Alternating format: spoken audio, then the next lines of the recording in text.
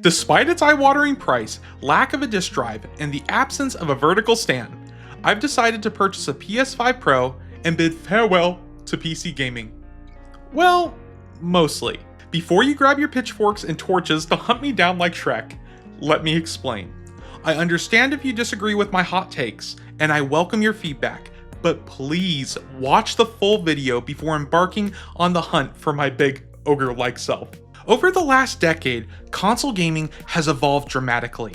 The gap between console and PC gaming has narrowed to the point where the two platforms feel more similar than ever. However, I recall a time when PC gaming offered a radically different experience compared to consoles. Take Battlefield 3 for example. Though available on the Xbox 360 and PS3, the PC version was the ultimate experience, offering superior visuals, higher frame rates, and, most importantly, 64-player online matches. On the 360 and PS3, the game ran at 30 FPS and online matches were capped at 24 players. Having played Battlefield 3 on both PS3 and PC, I can confirm that the PC version was in a league of its own and way more fun to play. The near tripling of match sizes made the combat significantly more chaotic and fast-paced, offering a dramatically different gameplay experience. Fast forward to today, and look at Battlefield 2042. Is the game really that different on PS5 or Series X compared to PC? While the PC version boasts superior visuals and can exceed 60 FPS, the core gameplay mechanics and player count 128 are consistent across all next-gen platforms. Sure, playing with a mouse and keyboard and a higher frame rate on PC gives you a big competitive advantage, but I wouldn't call that a completely different experience. Before the PS4 and Xbox One launched in 2013, PC gaming was unrivaled. Developers like Crytek and Valve focused on pushing hardware limits rather than catering to consoles, resulting in groundbreaking titles like Crysis and Half-Life 2. Games that pushed the boundaries of what was possible when development was PC first. It was an incredible time, one where console gaming felt like a mere afterthought in comparison. Today, while there are still PC exclusives here and there, PUBG comes to mind, it's nowhere near as common as it once was, and most of these exclusives eventually make their way to consoles, just like PUBG. As a result, PC gaming no longer feels as special as it did a decade ago. All of this might make me sound like a console shill, but I promise that's not the case. While I owned and loved consoles like the GameCube, PS2, PS3, and Xbox 360, I switched to PC gaming in 2012. My first rig had an i7-3770, an EVGA GTX 660 with 2GB of VRAM, 16 gigs of DDR3 memory, and a 1TB slow mechanical hard drive. I loved that desktop with a passion, and I upgraded the GPU, storage, power supply, and case many times over the years. Back then, the graphical and performance advantages of PC were unbeatable, and the expansive library of exclusives was unmatched. Between 2012 and 2021, I built multiple gaming rigs for myself and friends. I enjoyed fine-tuning graphical settings and embraced the typical frustrations that come with PC gaming. GPU driver issues, hardware problems, Windows bugs, and endless performance tweaking to squeeze out the most frames in games. However, when I bought a PS4 in 2016 to play Uncharted 4: A Thief's End, my perspective began to change. My first playthrough of Uncharted 4 remains my favorite gaming experience to this day. A close second is my first playthrough of Breath of the Wild on the Nintendo Switch. Despite the PS4's hardware limitations, Naughty Dog crafted a masterpiece. I didn't care that the game only ran at 1080p and 30 FPS. It was just a spectacular game. I also appreciated the simplicity of having a game that just worked. From that moment on, I found myself playing more on the PS4, though I still turned to my PC for most third-party games. In my view, and here's where things get spicy, PC gaming has three major problems today. First, as I said earlier, there's a noticeable lack of groundbreaking, genre-defining exclusives on PC. To be clear, I'm not talking about indie games. PC remains the undisputed king of the indie library. I'm talking about games like Crysis and Battlefield 3, titles that push PC hardware to its limits. Yes, Crysis, Half-Life 2, and Battlefield 3 all made their way to consoles, whether at launch, like Battlefield 3, or years later, like Crysis and Half-Life 2. But that doesn't change the fact that these games were designed with PC in mind. More importantly, not only did the console ports often struggle with performance and visuals, failing to fully capture the original vision, but some, like Battlefield 3, also lacked key features, specifically 64-player online matches. As for why this was the case with Battlefield 3, then DICE boss Patrick Bach explained, the team tried to squeeze more players into the console version, but realized it required the team to scale down all the graphics, scale down all the destructibility, and in some cases, scale down the map sizes. With the rise of multi-platform development, games today, at least to me, don't feel radically different across platforms, as it did with Battlefield 3. Yes, playing a game like Indiana Jones and the Great Circle on PC with sky-high frame rates, native 4K resolution, and insane ray tracing is amazing. But at its core, the game is the same on the Series X. And to be fair, the Great Circle looks and runs beautifully on the Series X. I'm sorry if I sound like a broken record. While modding PC games can drastically enhance their visuals and overhaul gameplay mechanics, I'm strictly referring to how games launch in their original state. That said, some people may find the graphical and performance uplift on PC alone constitute a different experience. And if you're one of them, I respect that.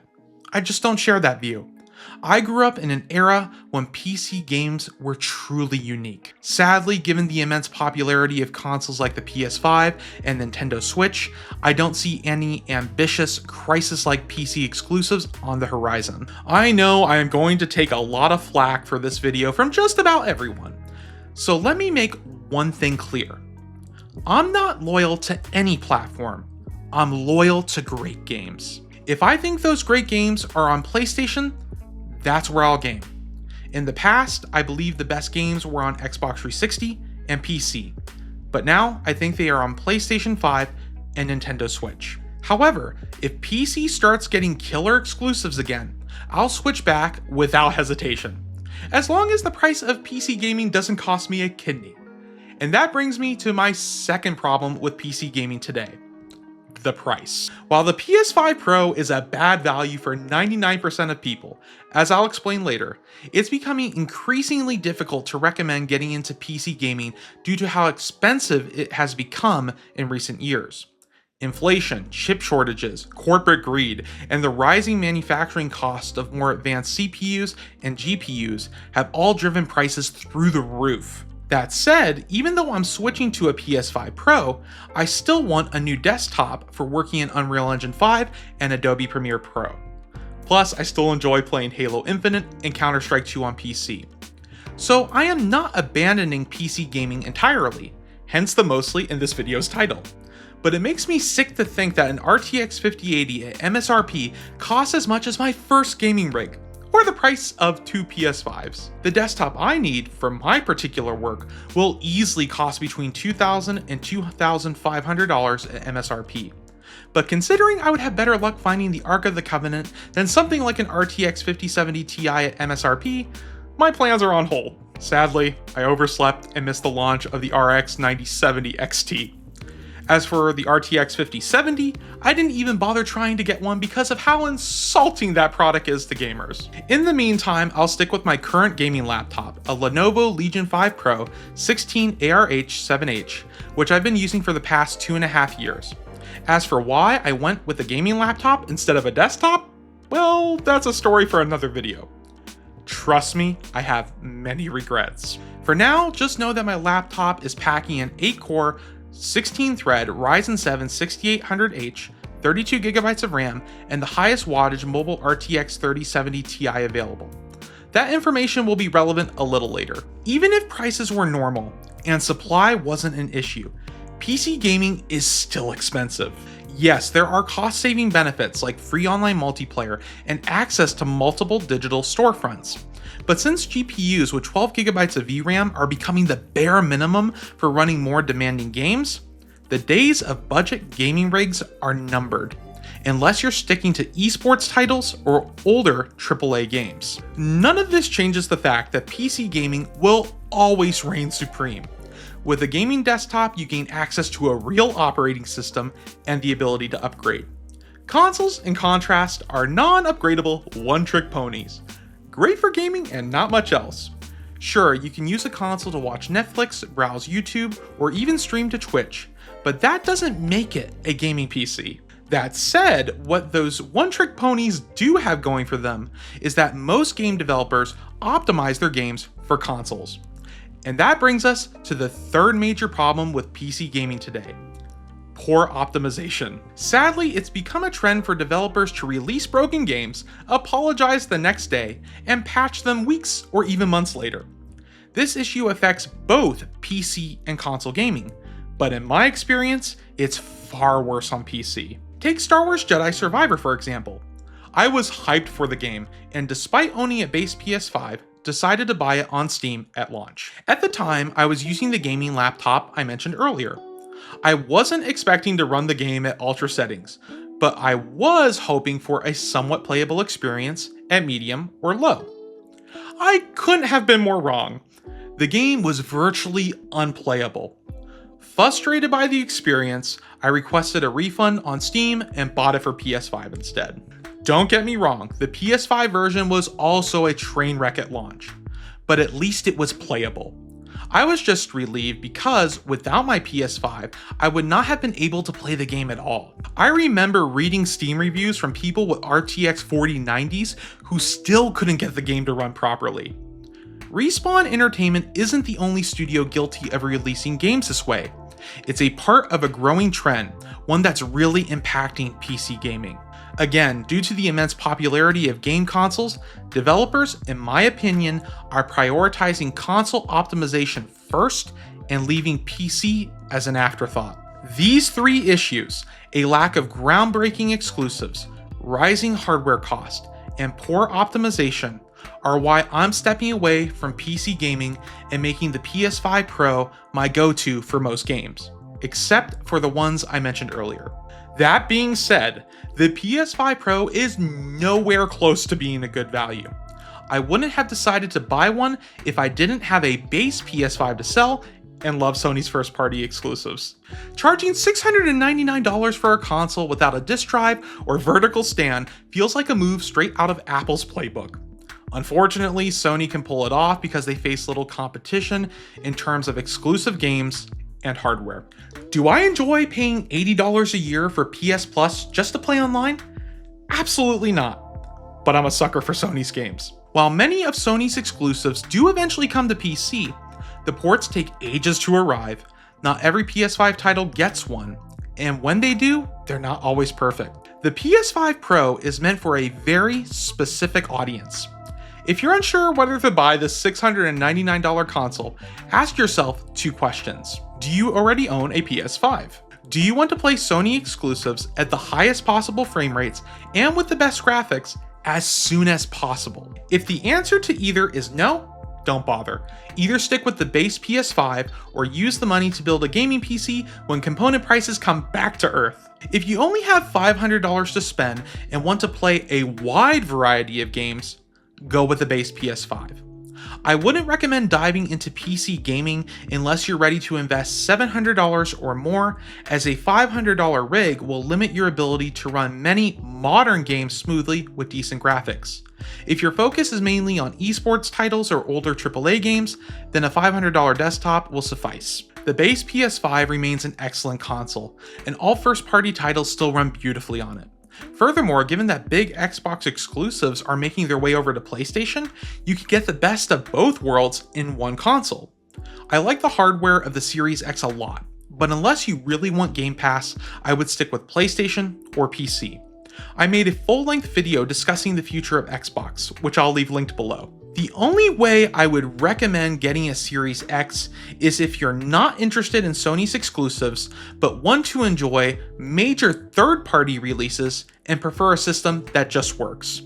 PC gaming isn't plug and play, and not everyone is comfortable with or enjoys troubleshooting problems as they arise.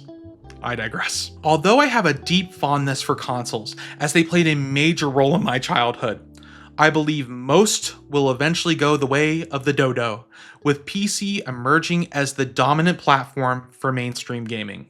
Game engines are evolving at an astonishing pace, and games are becoming increasingly difficult to run. Even the PS5 and Series X already struggle to run many third-party titles smoothly. Looking ahead, Sony and Microsoft won't be able to sustain the traditional 5 to 7 year console lifecycle as software development continues to accelerate at an unprecedented pace. They can delay the inevitable through tight control over first-party studios and advancements in AI upscaling, but these are only temporary solutions. As Jurassic Park taught us, life finds a way. Meanwhile, Nintendo exists in its own unique bubble, largely unaffected by these shifts. Its intellectual property, especially that iconic Italian plumber, remains an enduring cash cow.